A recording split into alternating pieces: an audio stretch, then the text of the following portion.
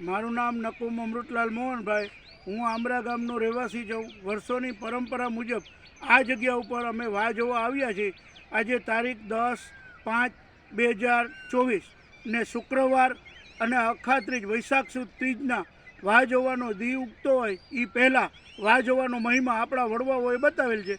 આ વર્ષે ઉત્તર ધ્રુવ અને પૂર્વ દિશાની વચ્ચે વાહ ગયેલ છે, જેથી એકદમ સારો વરસાદ થશે અને વર્ષના દનિયા જે ચૈતર મહિનાના, પોહ મહિનાના, મા મહિનાના જે દનિયા પાક્યા છે એ જોતાં પણ એકદમ સારો વરસાદ થાય।